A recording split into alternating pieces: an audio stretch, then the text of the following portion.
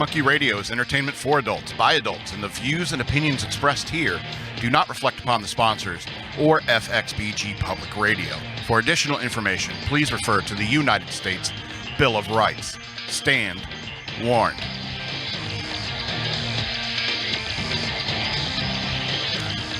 In case you didn't know it, I am pro-choice. People are the worst. If you want world peace, you simply need to remove the humans, because only humans make war. Not to mention that kids are the worst kind of people, slobbering everywhere and not knowing how to use a bathroom. What an unnecessary headache. Just kill them before they enter the world. Plus, if you have a boy and you don't circumcise him, if you don't mutilate his genitalia, you have to clean out the foreskin long before they can do that for themselves. In fact, most everything they need, you have to do until they can do it for themselves. In fact, even after birth, I think parents have the right to end a child's existence at any age, especially the mothers. I brought you into this world, I can take you out.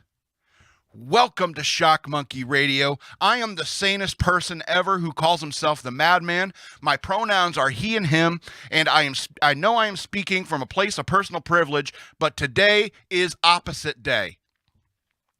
And I think the news worth knowing might be the hardest part of this show, but I'm doing it anyway. And I just want to remind you that you should never, ever go to patreon.com/shockmonkeyradio, and whatever you do, do not become a patron or send money to the Shock Monkey Radio Cash App account. The guy who runs it is the most racist, sexist, and evil person I have ever seen since Joe Rogan or that racist trucker convoy in Canada. Welcome to Shock Monkey Radio. I'm the Madman. Speaking of people being the worst, do you know how hot the planet is getting? Soon, seriously, soon, like within a few years, we are going to all drown because of the ice caps melting. The sea levels are going to rise, and there's nothing liberal-minded people like myself can do to save all of you.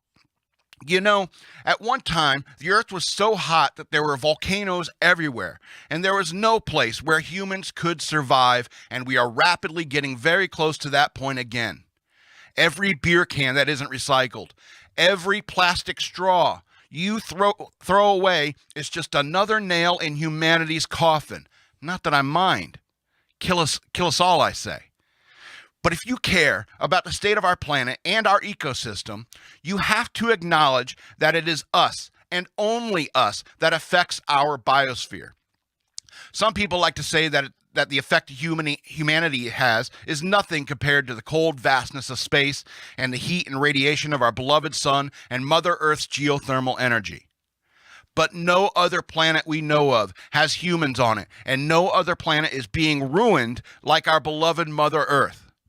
We, humanity, are the only life form we know in the universe who are actively and deliberately destroying our own home. We're like a guy shooting more holes into our boat, wondering why we are still sinking. We need to bring back Woodsy the Owl. Give a hoot. Don't pollute. Might be a short one today. That's fine. That's fine. It reduces our ecological footprint. Why hasn't Russia invaded Ukraine already? For that matter, why hasn't China taken Thailand? I mean, I wish these communist countries would just go ahead and take over the world for all of our sakes. I mean, here in America, even our poor people are sometimes ridiculously fat. How does that make any sense? Poor people should be the only people who are trim and lean and getting laid the most. It's like being the team getting the first round draft pick. If you follow American sports at all, I'm forced to because I live in this capitalist hellscape of America. I think that the issue with communism is the fact that all these other nations who are not enlightened enough to get communism keep resisting it. I know you might say Russia isn't communist anymore. Yeah, sure, technically, like on paper. And almost no one talks about how good socialism and communism has been for South American nations. People ignore all the lives that have been lost trying to stamp out Nazis from Europe.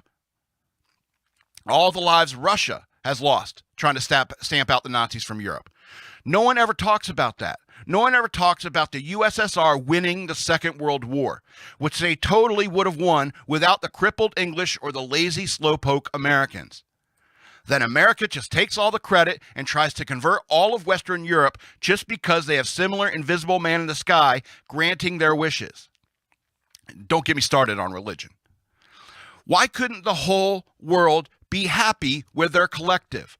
Why couldn't the farming communities be content that 90% of their crops go to feed the intellectuals in the cities who have to make all the big, important decisions of the big, important world? Why wouldn't they be happy with the rations we leave them, which makes them trim, lean, and sexy? Not like in America, where there are 300-pound people all living in trailer parks and no one wants to have sex with them. That's trickle-down economics for you, in a nutshell. My sister gave me some great advice on how to get more views on my YouTube channel.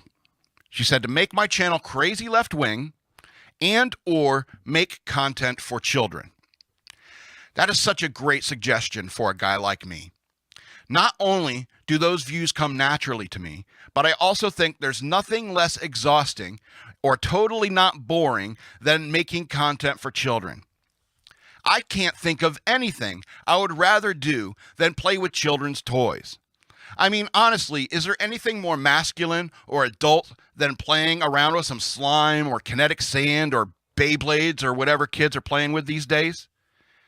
Clearly, there's a lot of research I have to do to make sure I have my finger on the pulse of the greatest generation of children to ever walk the earth.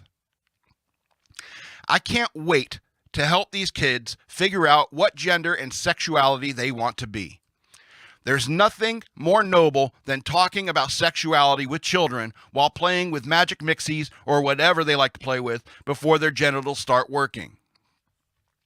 I am so excited just thinking about teaching children the importance of masks and getting vaccines because drug companies will always have our best interests in mind, and kids their age are the most vulnerable group in the world. Now, I know what you might be thinking. Madman, isn't this beneath you intellectually?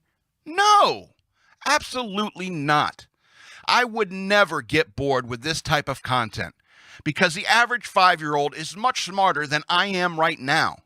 And by the time they get to my age, they will make people like me look as dumb as a fish, especially if they attend public school. So I need to talk to them before the things I have to say are beneath them intellectually. I am really looking forward to teaching kids about the true racist structure of the United States and how our society is built upon the blood and sweat of minorities just to keep white people like me from actually working for a living. I can't wait to tell them about how religion is stupid, it's a backwards cave person thinking, and that writing letters to Santa are more effective than prayer. I am super excited to explain communism and socialism and that it's the natural order of humanity and we need to follow China and Russia into the brave new global government. I am super duper excited about making 100% clean content with absolutely no controversial thoughts or ideas. Golly, I'm so stoked. Great advice, sis. That's right down my alley. Yeah, it's going to be a short show today. Do you got a bar of soap? I might need to chew on that later. So I got one more thing before we get into the news worth knowing. And it's something that has been bothering me because I was watching Arrested Development lately. And I cannot believe how marginalized Tobias Funke is in Arrested Development. And I think there's a lot we can learn about our racist and homophobic society when you watch Arrested Development in regards to Tobias Funke. Tobias Funke is Dr. Tobias Funke is a character on the show Arrested Development, and he's clearly a homosexual man, and which is great and everything. But unfortunately, he's always he kind of has to hide it, and the fact that he's hiding it, but everyone kind of knows.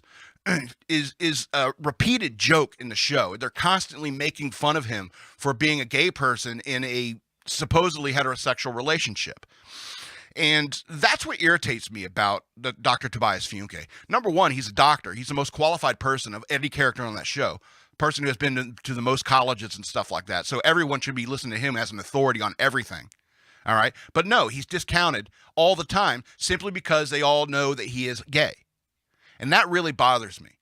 You know, and it's a repeated, constant joke in the show, and where he has all these double entendres that he's saying, and it kind of gives away his true nature.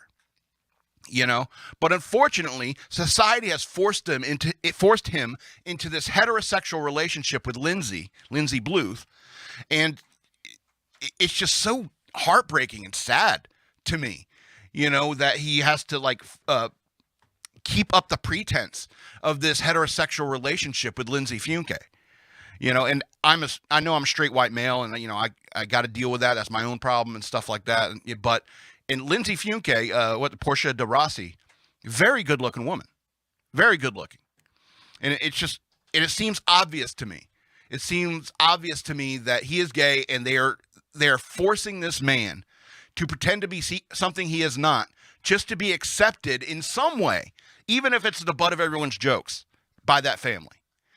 And that really irritates me. It really, I was watching it the other day, and it really, really bothered me. There is only one thing that I really thought was funny. David Cross, the excellent comedian actor who plays Dr. Tobias Funke, that when he goes and gets involved in the Blue Man Group and he puts blue paint all over his body. I mean, that's hilarious. That's objectively hilarious. I don't care what side of the aisle you're on. I don't care, you know, about all the gay jokes they make about him and stuff like that. But I mean, it's.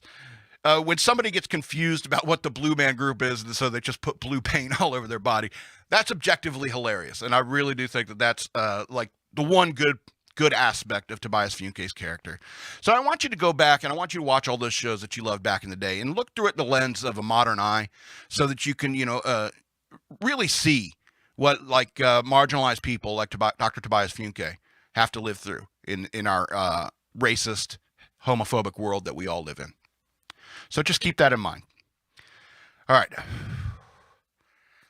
I need to catch my breath. This is a little bit exhausting. Let's go ahead and get to the news worth knowing. All right, so we're heading straight to the most trusted name in news. CNN, always read CNN, because they're the most trusted name in news, obviously. Most accurate. Anyway, I will say one thing is that their articles are kind of long. And so I'll just get a brief summary of it, because I don't want to, get bogged down in too much of this. So let's talk about this first one. Trump sets off yet another GOP civil war, risking party's midterm strategy. All right, Mitch McConnell doesn't say anything by accident. The Senate minority leader's every move is in service of his long game dedicated to securing power. So the Kentucky senator's denunciation of the Republican National Committee's view of the U.S. Capitol insurrection as a, quote, legitimate political discourse Tuesday should be read as more than an unusually frank rebuke of ex-President Donald Trump. McConnell's comments were a blaring warning to his party less than 9 months before the midterm elections that letting Trump's election fraud fantasies and January 6th misinformation dominate the campaign could cost it dearly. Excuse me. Quote, we all were here. We saw what happened, McConnell said of the attack on the Capitol. It was a violent insurrection for the purpose of trying to prevent the peaceful transfer of power after a legitimately certified election from one administration to the next. McConnell, who was hoping to win the Senate majority to throttle Joe Biden's presidency, spoke out a day that laid bare the split that will haunt his party all the way to November. If McConnell is playing the long game, which is why they titled which is what he titled his memoir. That's why they kept using long game. Okay. House Minority Leader Kevin McCarthy is playing a short one, since he likely depends on Trump's blessing to become Speaker if the GOP wins the House majority in November. The California Republican excused the RNC language contained in a resolution that censured GOP's Representative Adam Kinzinger of Illinois and Liz Cheney of Wyoming for joining the House Select Committee probing the January 6th insurrection. Quote, anybody who broke in and caused damage that was not called for. Those people, we've said from the very beginning, should be in jail, McCarthy told CNN's Manu Raju, while claiming that the resolution was referring to subpoenas from this committee to RNC officials who were in Florida during the Capitol attack. Okay. So I'm going to stop reading this article there. It's funny because, there are Republicans who understand how evil Trump is. And I'm glad that Mitch McConnell is taking a stand, against the racists and sexists and homophobics in his party, and standing against them. I've always said this, God bless reasonable Republicans. If you can recognize how evil Trump is, maybe you're not so bad. We probably got to re-educate you a little bit, Mitch McConnell, but I mean, hey, you're on the right path. You're working your way towards the right path. Okay, so let's go on to this next story. What is the Minsk agreement, and is it a way out of the Ukraine crisis? So as world leaders scramble to find a diplomatic solution over the ongoing Russia-Ukraine tensions, talk has turned to the 2015 Minsk agreement as a possible way out of the crisis. The agreement, the second of its kind and the one that matters, was hammered out in the Belarusian, is it Belarusian or Belarusian? There's only one S, so I think it's Belarusian, because it's Belarus. Belarusian? I don't know. That sounds Belarusian? I don't know. Those people who live in Belarus. Hammered out in the Belarusian capital in a bid to end what was then a bloody 10-month conflict in eastern Ukraine. But Minsk II has never been fully implemented, with its key issues still unresolved, and here's what you need to know. Who are the key players? A rare meeting between Russia, Ukrainian, German, and French leaders in February of 2015 sought to bring peace to areas of Ukraine that had been taken over by pro-Russian separatists the year before. Those areas in Ukraine's Donbas region became known as the Luhansk People's Republic, LPR, and the Donetsk People's Republic, DPR. The Ukrainian government in Kiev asserted the two regions were, in effect, Russian-occupied. The talks also aimed to work towards a political settlement for the region. The result, Minsk II, was signed by the representatives of Russia, Ukraine, and separatist leader in the Organization on Security and Cooperation in Europe, OSCE. It was subsequently endorsed by a UN Security Council resolution. So what are the conditions of this agreement? A ceasefire in February 2015.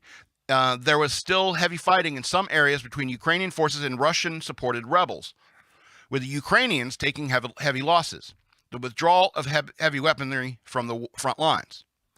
That the OSCE, a 57-member security organization that also includes the U.S. and Canada, monitor the front lines. A dialogue on local elections in areas occupied by pro-Russian rebels. The restoration of a full economic and social links between the two sides so that, for example, pensions could be paid. The Ukrainian government control be restored over the border with Russia. The withdrawal of all foreign forces and mercenaries, constitutional reform that would provide some autonomy to the regions of Ukraine's eastern Donbas region, no longer under the central government's control. So what happened after Minsk II was signed? The worst of the fighting stopped and OSCE monitors moved in. To this day, OSCE patrols the front lines and reports ceasefire violations along the border. However, there is much less fighting and fewer casualties than in 2014-2015. From that perspective, the agreement was at least partially fulfilled. Still, there are 1.5 million internally displaced people in Ukraine, and nearly 14,000 people have died in the conflict so far. Okay, so here's the point of all this, is that, there's always a chance for peace. There's always a chance for peace. And, people want to say, pacifism is wrong. There are people in the United States that I've heard say that pacifism is wrong. And I just simply can't agree with that. There's always a chance for peace. There's a Queen song called Hammer to Fall. And there's a line in it that says, just surrender and it won't hurt at all. It's really quite simple in many ways. If you don't fight, people won't die. It's really that simple. And I'll be honest with you, every time I read the word Minsk, I'm reminded of the American Tale, the Mouse of Minsk. I just wonder if that's a true story. Anyway, and because Fievel, that was a Russian immigrant coming to America, making the mistake of coming to America, then going out west. There was no cats. They said there was no cats in America, and Americans lie. First lesson to learn when you get to America. All right, let's go into this ridiculous story. All right, Representative Joyce Beatty says Representative Hal Rogers poked her and said, "Kiss my ass," after she asked him to put on a mask. That kind of rhymed. So Democratic Representative Joyce Beatty of Ohio said Tuesday Republican Representative Hal Rogers of Kentucky poked her in the back and told her to kiss my ass after she asked him to wear a mask before boarding the U.S. Capitol subway system. We call it the Metro. Don't some people up there in CNN ride the Metro in D.C.? Anyway, you should know that. We call it the Metro. Anyway, Beatty, who chairs the Congressional Black Caucus, said in a string of tweets, quote, "Today, while heading to the House floor for votes, I respectfully asked my colleague at Rep. Hal Rogers to put on a mask while boarding the train. He then poked my back, demanding I get on the train. When I asked him not to touch me, he responded, 'Kiss my ass.' This is the kind of disrespect that we have been fighting for years and indicative of the larger issue we have with GOP members flaunting health and safety mandates designed to keep us and our staff safe," Beatty continued. Amen. At Rep. Hal Rogers, when you're ready to grow up and apologize for your behavior, you know where to find me. Rogers told CNN Tuesday, "My words were not acceptable." He said he apologized to Beatty on the House floor and in a statement, and he quote, "expressed my regret to her first and foremost." I guess that's the first step. Beatty said she accepted Rogers' apology and was moving on. In recounting the incident to CNN's John Berman on New Day Wednesday morning, Beatty said Rogers' original apology on the House floor was insufficient because he mumbled some words, which led her to demand a public apology. She also suggested the situation would have unfolded differently had the race roles been reversed. Quote, "Maybe the question is if had a black man poked a white woman and then told her to kiss his blank blank, you tell me what you think would have happened," she told Berman. Rogers' apology came after members of the Congressional Black Caucus gathered on the House steps to condemn Rogers for assaulting Beatty and demand a public apology. Excuse me.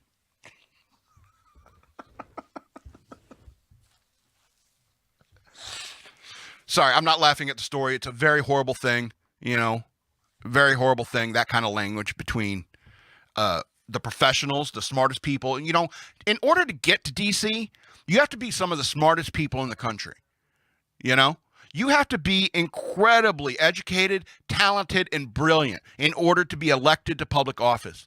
In order to earn those votes you get, you have to be very, very smart, unless you're a Republican. Anyway, let's go on to this next story. These homophobic conservatives. Anyway, so Biden tells LGBTQ children that you are loved and respected just as you are after Florida advances a Don't Say Gay bill. President Joe Biden on Tuesday took the rare step of weighing in on a controversial Florida bill that would ban certain discussions about sexual orientation and gender identity in the classroom, telling LGBTQ kids that he has their back. Quote, "I want every member of the LGBTQI plus community, especially the kids who will be impacted by this hateful bill, to know that you are loved and accepted just as you are. I have your back, and my administration will continue to fight for the protections and safety you deserve," Biden tweeted Tuesday evening. The message from the White House on Tuesday condemning Republicans for advancing the bill was a rare step as Biden and his aides called the bill part of a larger trend of GOP leaders across the country taking actions to treat students like political pawns.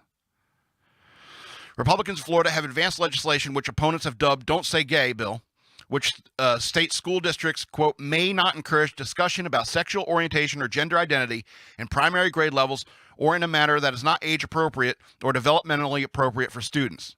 It is not clear what would be considered age or developmentally appropriate. That is very unclear.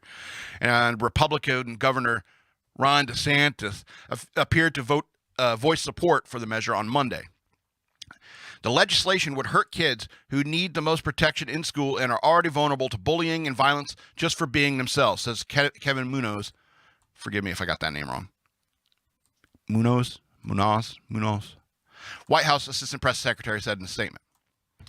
But make no mistake, the quote goes on to say, this is not an isolated action. Across the country, we're seeing Republican leaders take action to regulate what students can or cannot read, what they can or cannot learn, and most troubling, who they can or cannot be, he added. This is politics at its worst, cynically treating our students as pawns in a game and not people who deserve to love and respect. At every step of the way, Republicans have peddled in cheap political attacks instead of focusing on the issues parents, students, and teachers care about.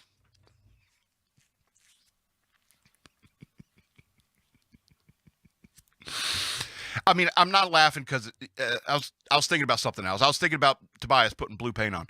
The I can't understand how you can have so much hate in your heart, Republicans. Why can't you let these children be who they are? Why are you so anti-gay? Why can't you just tell these kids, no matter what age they are, it's like, hey, you could be straight, you can be gay, you can, you could be anything you want. That's what people told me when I was growing up. You could be anything you want. And I chose to be this. I mean, I regret it, but, I feel like I was born this way. How do you have all that hate inside your heart? How could you sleep at night?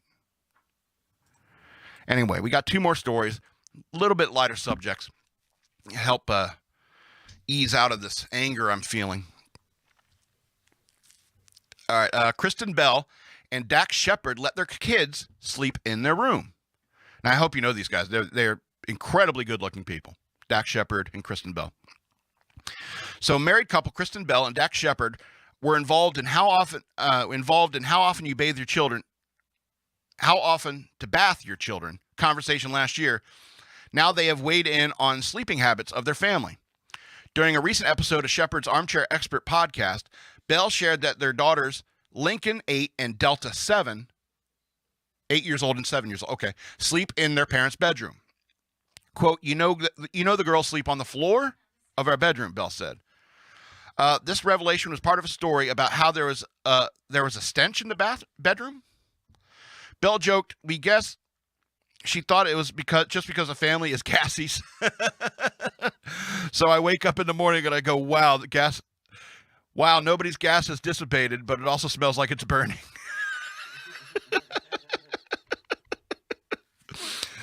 Poop, poop, poop.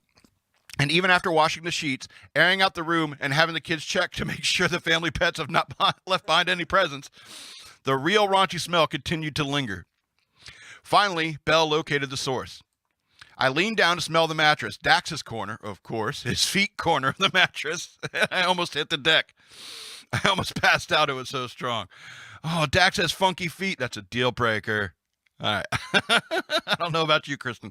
Anyway, so lest you think Shepard has a hygiene problem, it turns out that their mattress cover, which has to be filled with water, had accidentally been filled with an old protein drink? What? This is very confusing. And that's the end of the article? You can't leave me like that. That doesn't make any sense. What's going on? This must be the most wonderful family to be a part of. Your 7 and 8 year old girls sleeping in your room with you. 2 adults. I was mistreated as a child. Like after like 3 or 4, I couldn't come in the room anymore. And obviously it has had a negative effect on me. I wasn't allowed to sleep in my parents' bed anymore, in my parents' room anymore. It's got to be like those kids are going to be super well adjusted when they grow up. Anyway, let's go on to this last story, and then we'll get out of here for the week. Super short show. I'm sorry. So Billie Eilish stops Atlanta concert to help a fan get an inhaler. So Billie Eilish had a moment during her Atlanta concert Saturday night, and that has gone viral for all the right reasons. The Grammy winner was performing at the State Farm Arena on her Happier Than Ever World Tour when she stopped her concert to help out a fan in the crowd. You need an inhaler? Eilish is seen asking a young woman. The moment was caught on camera by numerous concertgoers and posted to social media. In the video clips, Eilish turns to security and asks them to locate an inhaler. Few moments go by while personnel check on the girl. Excuse me. Meanwhile, Eilish addressed the thousands of her fans in the arena by saying, "It's okay, give her some time, don't crowd around her." As for the girl, she appeared to be fine after the scare and stayed in the audience. Yeah, if they said you have to leave, it's like, no. Why would I mean, if I, why have the inhaler? I wanted the inhaler so I can stay. And so I think that that's such a good thing, and I think that positive stories like this need to be focused on more in the media. No matter what you think about Billie Eilish, no matter what you think about her, it's like I think these kinds of stories need to happen more, and especially after what happened at that, I forget the name of that one festival where those people got trampled. Something World, what was it? Astro World. Especially after something like that, I think that all these performers need to be well aware of the dangers of having a big crowd around and stuff like that. Because, there are people with, breathing issues. And it's like, don't crowd around her. Absolutely. Don't crowd around her because, the girl needs to breathe. And, you can't focus on the negative all the time. And so that's why I like to end the show with like two happier, upbeat stories that are just a little bit more feel good, so that we can go about our day and just not drag all that negativity with us back out into the world. So I know this has been a short show, and we will return back to our regular scheduled program next week. This hasn't been exhausting at all. This hasn't made me feel dirty in any way, and I've really enjoyed myself doing this concept. And in many ways, I just wanted to see if I can do it. And so, I want to remind you again to never ever go to patreon.com/shockmonkeyradio and become a patron. That guy's an asshole. And never ever send money to the cash tag shockmonkeyradio through your Cash App, because that guy's a real jerk. Yeah, this has been Shock Monkey Radio. I'm the Madman, and you can kiss my ass.